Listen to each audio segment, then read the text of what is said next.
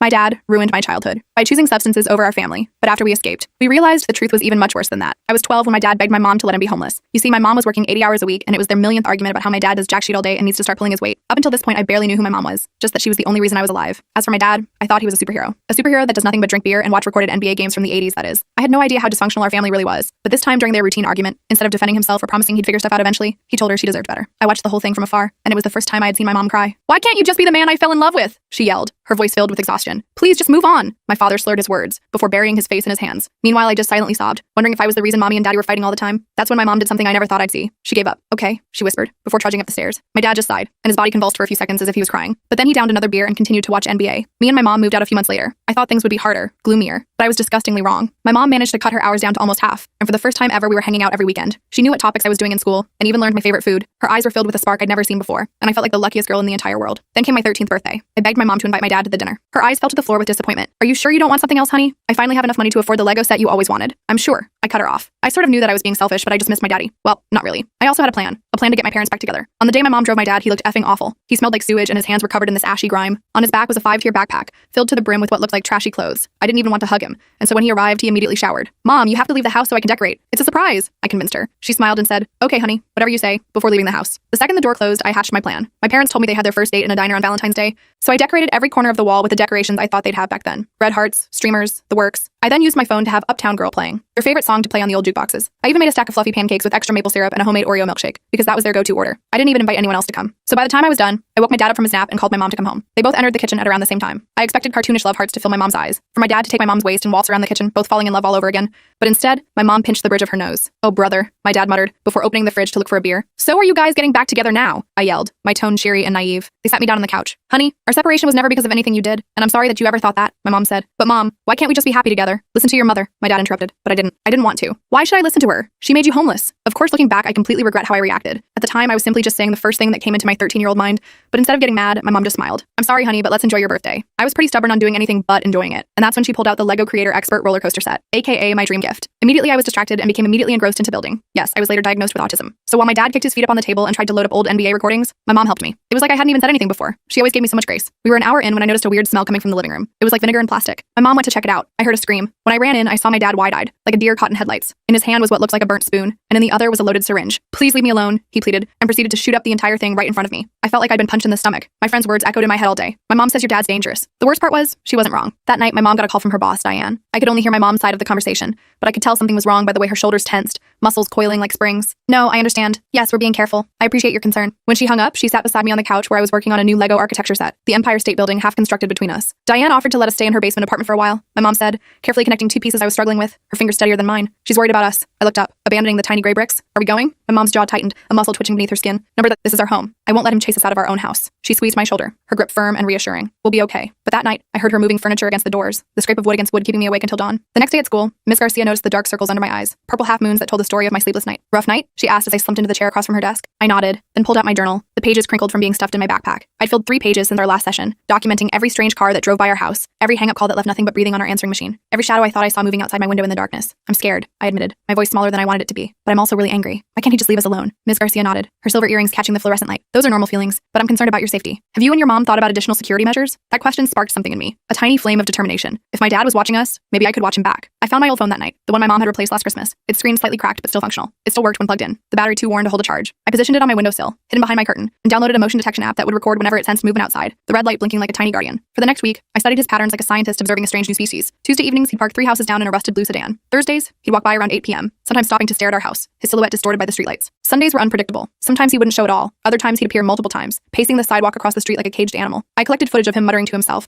trespassing onto our property to leave gifts, once a wilted bouquet, once my old teddy bear that smelled like cigarettes, and once yelling threats at the air, his words slurred, but his anger crystal clear. Each clip went into a folder on my computer labeled evidence, my own private case file growing larger each day. Meanwhile, my mom was fighting her own battle. She'd gotten a promotion at work, which meant more responsibility, but also more flexibility with her hours. She adjusted her schedule so she could drop me off and pick me up from school every day. Her car always first in the pickup line. She installed new locks and a security system that chimed whenever a door or window opened, the electronic melody becoming the soundtrack of our lives. "We're going to be fine," she kept saying, more to herself than to me, her smile never quite reaching her eyes, but I wasn't so sure. Especially when I started noticing other students whispering when I walked by, their voices dropping to hushed tones as I approached. Tara, who used to be my friend, avoided eye contact in the hallway, her gaze suddenly fascinated by the floor tiles whenever I came near. Even my favorite teacher, Mr. Reynolds, seemed uncomfortable around me, like he was afraid my dad might burst in at any moment, disrupting the careful order of his classroom. "They're treating me like I'm contagious," I told Ms. Garcia during our Thursday session, picking at a loose thread on my jeans. "People fear what they don't understand. she replied, her voice calm and measured. And your situation scares them because it reminds them that bad things can happen to anyone. But it's not my fault, I protested, my voice cracking. Of course it's not. None of this is your fault. I hugged my knees to my chest, making myself as small as possible. I just want things to be normal again. Ms. Garcia smiled sadly, compassion warming her dark eyes. I know, but sometimes we have to create a new normal. The next day, Friday, I was walking to my mom's car after school when I spotted him. My dad was standing by the school gates, looking more put together than I'd seen him in months. He'd shaved, his face smooth instead of covered in patchy stubble. His clothes were clean, a button-up shirt tucked into jeans instead of his usual stained t-shirt. He was holding a small gift bag, bright blue with silver tissue paper peeking out the top. My stomach dropped like I was on a roller coaster, but not the fun kind. I froze, unsure whether to run or hide or scream. My feet suddenly cemented to the pavement. He saw me and waved, smiling like everything was normal, like he hadn't broken into our house, like he hadn't left creepy notes, like he hadn't tried to get me to undress in a school bathroom. Princess, he called out, the old nickname that once made me feel special now making my skin crawl. I've been waiting for you. I looked around frantically for my mom's car, but she wasn't there yet. Late meeting, she'd texted earlier,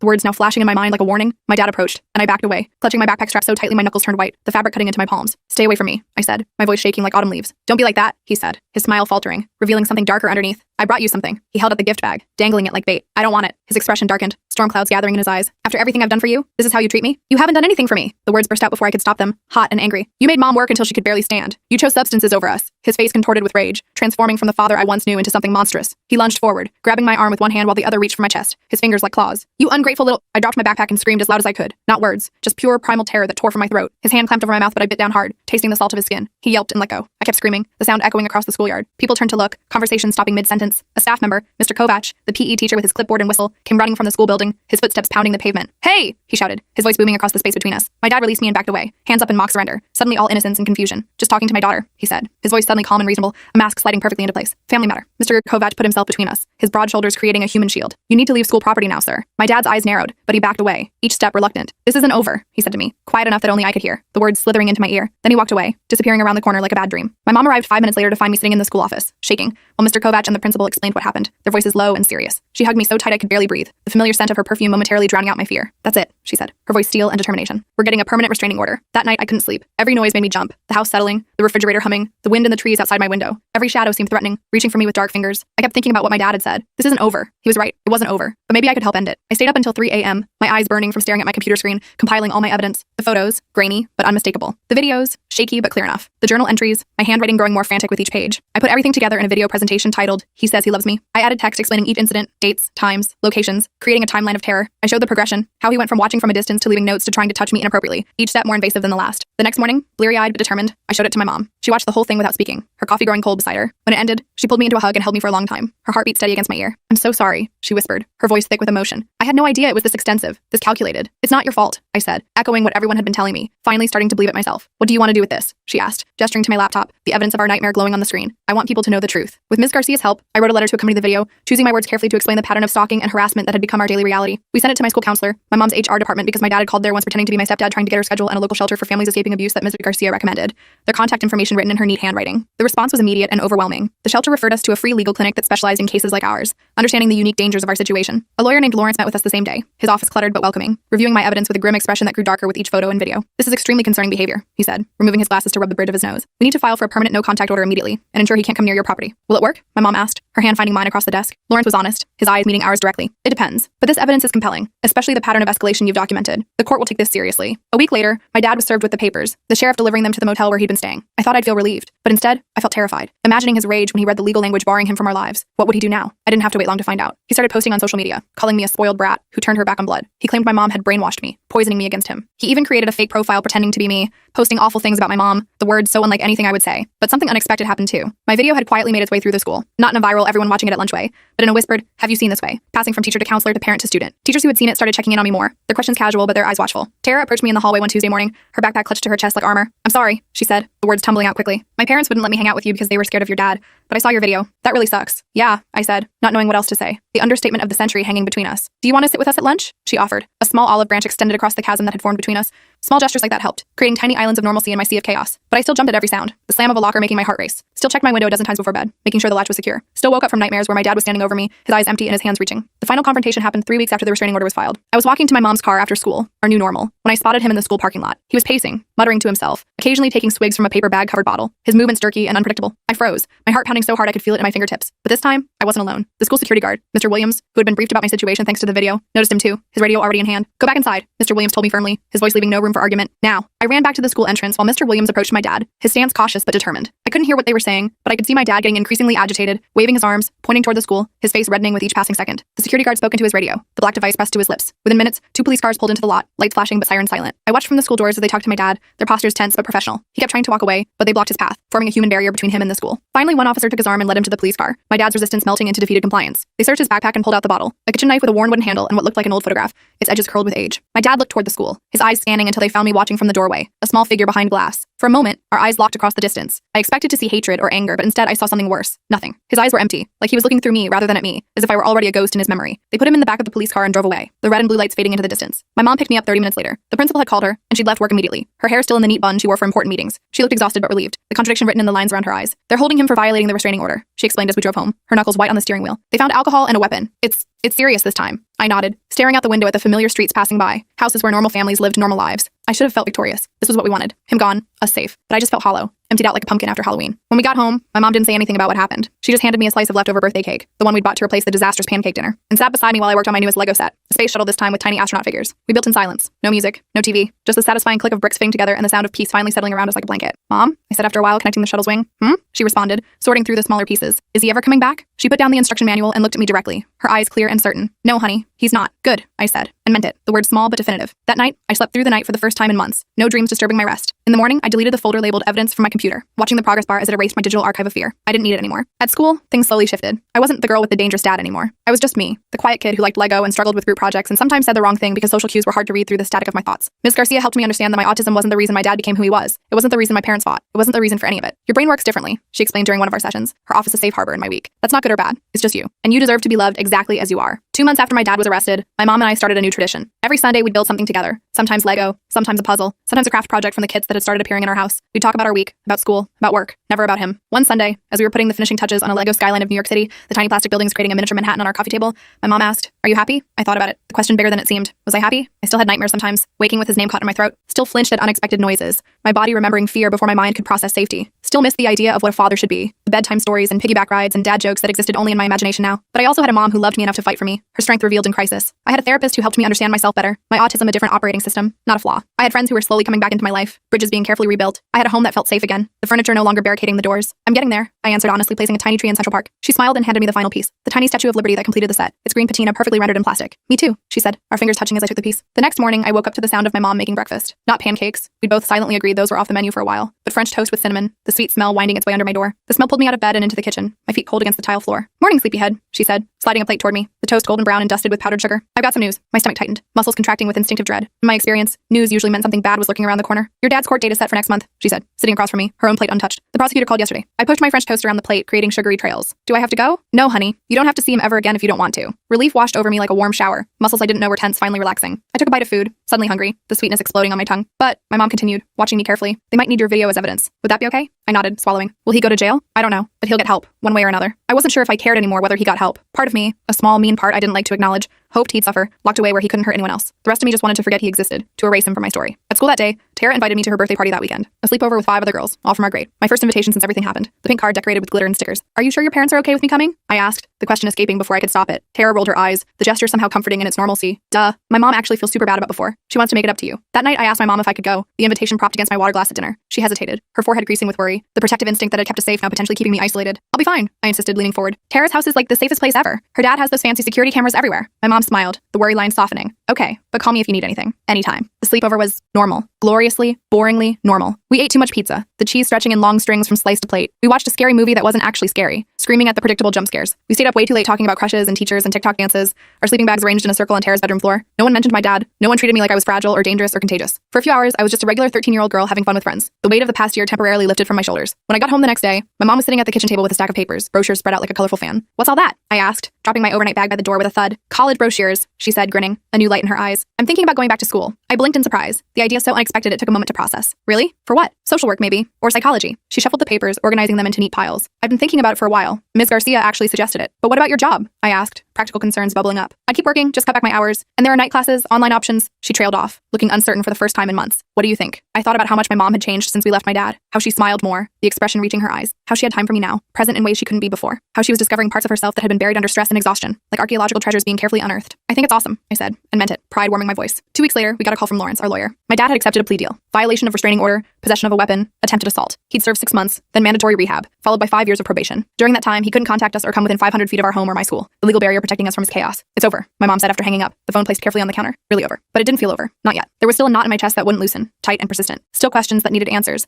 hovering in the back of my mind. I want to write him a letter, I told Ms. Garcia during our next session, the word surprising even me. She raised her eyebrows, leaning forward slightly. Are you sure? You don't owe him any communication. I know, but there are things I need to say. Not for him, for me. She nodded, understanding filling her eyes. What would you say? I'd thought about this a lot, the words forming during quiet moments between classes, in the shower, as I fell asleep. I tell him that I don't hate him, that I'm sad about who he became, that I wish things had been different, but I'm not waiting for him to change anymore. Ms. Garcia handed me a notebook, its pages blank and waiting. Write it here. You don't have to send it if you change your mind. I spent the next hour writing, crossing out, rewriting. When I finished, I felt lighter somehow, as if the words had been weights I'd been carrying. Ms. Garcia read it silently, then looked up at me with a small smile that conveyed more than words could. This is very mature, you know. Most adults couldn't express themselves this clearly. I shrugged, embarrassed by the praise, but secretly pleased. So should I send it? That's entirely up to you, but I think you've already gotten what you needed from writing it. She was right. I folded the letter and put it in my backpack. Maybe someday I'd send it, maybe not. What mattered was that I'd said what I needed to say, even if only to myself. The words no longer trapped inside me. Spring turned to summer. My mom enrolled in 2 online courses for the fall semester. Her textbooks already arriving in Amazon packages. I joined a Lego robotics club at the community center, finding others who understood the satisfaction of precise construction. We repainted my bedroom. No more childish pink, but a cool teal that felt more me, more current, more peaceful. One Saturday in July, we were cleaning out the garage when my mom found a box of old photo albums,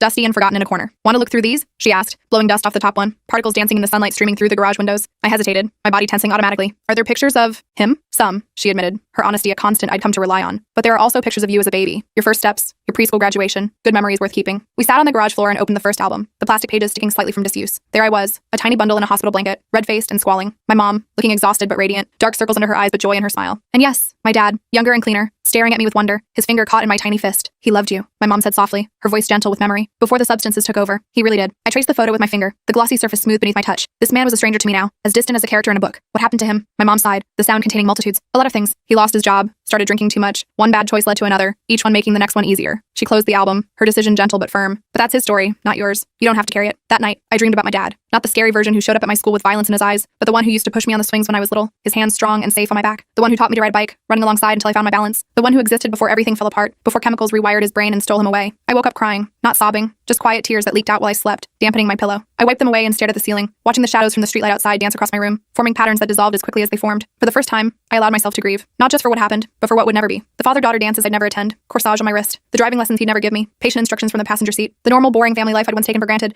not recognizing its value until it was gone. The next morning, I asked my mom if we could visit Grandma Frances, her mom, who lived about 2 hours away. We hadn't seen her since before everything happened with my dad. Life too chaotic for family visits. Of course, my mom said, looking surprised but pleased, her smile immediate. I'll call her today. Grandma Frances lived in a small house with a huge garden, flowers spilling from every bed in riotous color. She hugged me so tight when we arrived that I could barely breathe, her arms surprisingly strong for someone so small. Look at you, she said, holding me at arm's length, examining me from head to toe, growing like a devil's lettuce. We spent the weekend helping her in the garden, dirt under our fingernails and sun on our backs. We ate homemade cookies, still warm from the oven, chocolate chips melting on our fingers. We played board games that were older than I was, the boxes worn at the corners from decades of family gatherings. At night, I slept in my mom's childhood bedroom, surrounded by her old books and stuffed animals, teenage posters still on the walls, a time capsule of who she had been. On Sunday morning, Grandma Frances took me for a walk while my mom made breakfast, the smell of bacon and coffee following us out the door. Your mom tells me you've had a rough year, she said as we strolled through her neighborhood, her pace unhurried but steady. I nodded, kicking a pebble down the sidewalk, watching it bounce ahead of us. You know, your mom went through some hard times when she was young too. Different than yours, but hard nonetheless. I look up, surprised. My mom never talked about her childhood, that chapter of her life a closed book. She came out stronger, Grandma continued, her voice matter of fact but kind. Just like you will. It's the Williams women way. Williams women? I repeated, liking the sound of it, the sense of belonging it conveyed. My dad's last name wasn't Williams, it was Lopez, but I'd always had my mom's last name. Now I understood why, the choice suddenly clear. When we got back to the house, my mom was setting the table for breakfast, plates of eggs and toast waiting. She looked up and smiled when we walked in, her face relaxed in a way it rarely was at home, and something clicked into place for me. This was my family. Not the broken one I'd tried so desperately to fix on my 13th birthday, but this one. My mom, my grandma, me. It was enough. It was more than enough. The school year started again, 8th grade. New teachers, same friends, familiar routines. I still saw Ms. Garcia once a week, but our sessions were shorter now, focusing less on trauma and more on managing my autism and navigating social situations. Sometimes we just played Uno and talked about normal teenage stuff, music, movies, the drama of middle school lunch tables. My dad wrote to me once, a letter forwarded through Lawrence. I recognized his handwriting on the envelope, the slanted letters unmistakable, and felt my heart race, but not in fear this time. Just anticipation, maybe curiosity. I didn't open it right away. I carried it around in my backpack for 3 days, taking it out occasionally to look at it, then putting it back, not yet ready for whatever words it contained. Finally, on a quiet Sunday afternoon, I sat on my bed and carefully opened the envelope, the paper tearing slightly along the seal. The letter inside was short, the handwriting steadier than I remembered. I'm sorry for everything. I'm getting help now. I hope someday you can forgive me, but I understand if you can't. You deserve better. Love, Dad. No excuses, no blame, just an apology, simple and unadorned. I folded it back up and put it in my desk drawer, tucked between my journal and a book of poetry Ms. Garcia had given me. I didn't know how I felt about it yet, and that was okay. The feelings would come when they were ready. That evening, my mom and I worked on our latest project, a 3D puzzle of the Eiffel Tower, its intricate pieces spread across the dining table. As we fitted pieces together, the tower slowly taking shape between us, I thought about how much had changed in a year, how much I had changed, growing in ways that couldn't be measured by height marks on a doorframe. Mom, I said, searching for a particular piece, the one that would connect two sections. She responded, not looking up from her work. I think I'm happy now. For real. She looked up, her eyes shining with unshed tears. Yeah? I nodded. Yeah. She reached across the table and squeezed my hand, her touch saying everything words couldn't. No grand speeches needed. Outside, the sun was setting, painting the sky in shades of pink and orange, light streaming through our windows. Inside, the pieces of our lives were finally fitting together, creating something new and beautiful from what had been broken. It wasn't perfect. There were still hard days. Still nightmares sometimes. Still moments when a random smell or sound would catapult me back to that terrible birthday. But those moments were getting fewer and farther between. And in between them was life. Messy and complicated and wonderful. My mom was right. We were getting there.